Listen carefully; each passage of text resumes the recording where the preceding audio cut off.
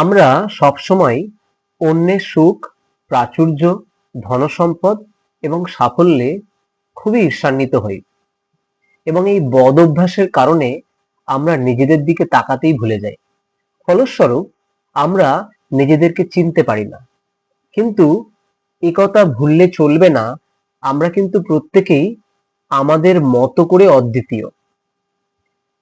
আজকে আমরা যে কবিতা পড়ব, উইলিয়াম কপারের দি স্নেল, এই কবিতার মাধ্যমে কবি এই বিষয়টাই তুলে ধরছেন যে কিভাবে স্বল্প জিনিসে খুশি থাকা যায় এবং কিভাবে নিজেকে চিনতে শিখতে হয়, নিজের স্ট্রেংথ এবং উইকনেস দুটোকে আমরা কিভাবে শিখব এবং তারপর সেই অনুযায়ী স্বয়ংসম্পূর্ণ এবং আত্মনির্ভরশীল হব।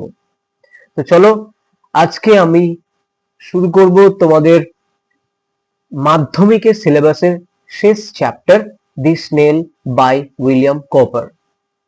প্রথমে আমি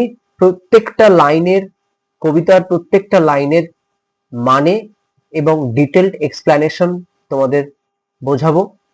তারপরে আমি ডিফিকাল্ট ওয়ার্ড গুলো আস্তে আস্তে তোমাদেরকে এক্সপ্লেন করব।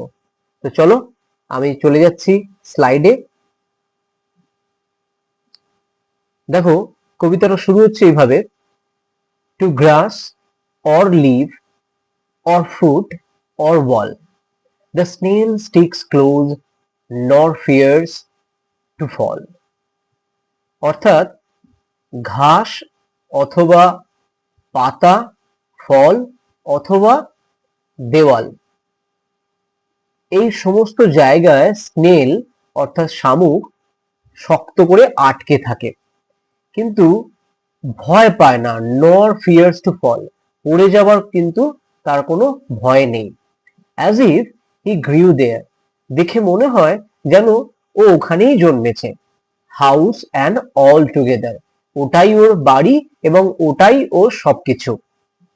Within that house secure he hides, এবং সে বেশ শান্তিতে এবং সুনিশ্চিতভাবে ওখানে বসবাস করে, নিজেকে লুকিয়ে রাখে। when danger imminent, now imminent means আসন্ন, অর্থাৎ যেটা আসছে, something that is coming, যখন বিপদ আসন্ন হয়। betides, when danger imminent betides, betide means বিফল, অর্থাৎ কোনো কিছু যখন ঘটে, happen, বিফল or happen, কোনো কিছু যখন ঘটে তখন কিভাবে বিহেভ করে শামুক। of storm, ঝড়, অথবা other harm besides of weather, ঝড় অথবা প্রাকৃতিক দুর্যোগ ছাড়া অন্য কোনো যখন বাজে ঘটনা ঘটে বা অন্য কোনো অশুভ ঘটনার সম্মুখীন হয়, তখন সে নিজেকে গুটিয়ে নেয়। ঠিক আছে, দেখো next স্ট্যান্জা: give but his horns the slightest touch, যদি তার শিঙে সামান্যতম কোনো আঘাত লাগে, his self collecting power is such, তার নিজেকে যে গুটিয়ে নেওয়ার যে ক্ষমতা সেটা এইরূপ। he shrinks into his house, অর্থাৎ সে তার খোলসের মধ্যে ঢুকে যায়। with much displeasure, এবং এই যে তার গুটিয়ে নেওয়ার ক্ষমতা, পাওয়ার টু রিট্রিট ব্যাক, এটা কিন্তু খুব যে আনন্দের সঙ্গে করে তা নয়, খুব একটা ডিসপ্লেজার বা একটা অসুখী হয়ে অস্বাচ্ছন্দ্যের সঙ্গেই সে সেটা করে।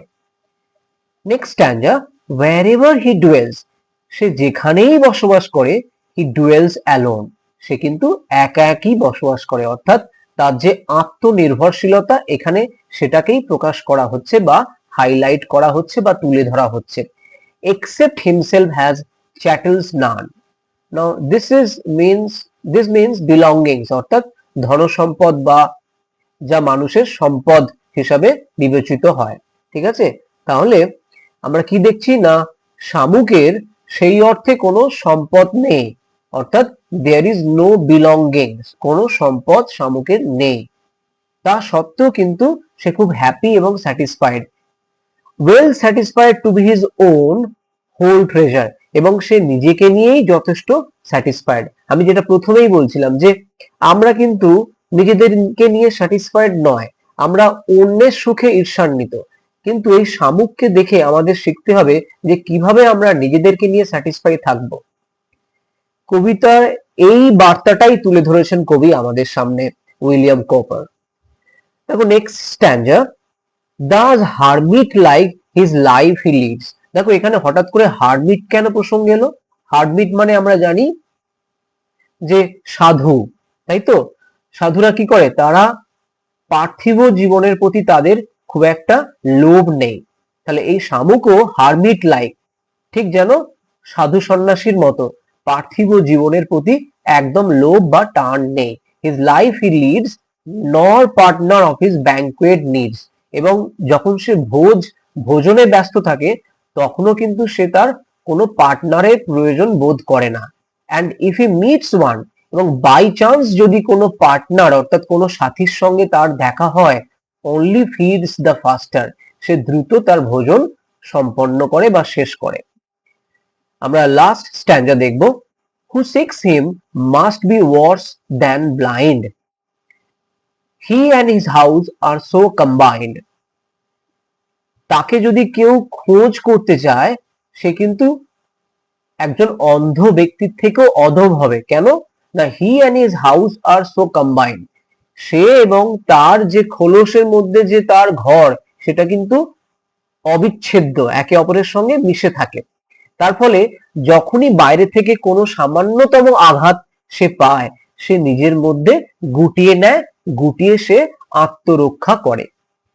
if finding it he fails to find its master, যদি সে শামুকটাকেও দেখতে পায় কিন্তু তার মাস্টার অর্থাৎ প্রভুকে কিন্তু সে দেখতে পাবে না, কারণ বাই দ্যাট টাইম সে নিজেকে গুটিয়ে তার খোলসের মধ্যে সে লুকিয়ে পড়বে।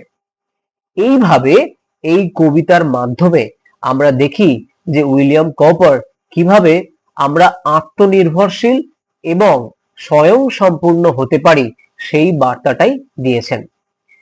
খুব সুন্দর কবিতা, ছোট্ট কবিতা, কিন্তু এই ছোট্ট কবিতার মাধ্যমে উইলিয়াম কপার এই মোরাল ভ্যালুটা ইম্পার্ট করার চেষ্টা করেছেন। আশা করছি তোমাদের কবিতাটা বুঝতে কোনো অসুবিধা হয়নি, এবং এই কবিতার বুঝতে আমার এই ভিডিও লেসনটা যদি সামান্যতম তোমাদের উপকারে আসে তবে অবশ্যই চ্যানেলটা লাইক এবং সাবস্ক্রাইব করবে। চলো আজ এখানেই শেষ করছি, দেখা হচ্ছে পরবর্তী ভিডিও লেসনে। Thank you, tata.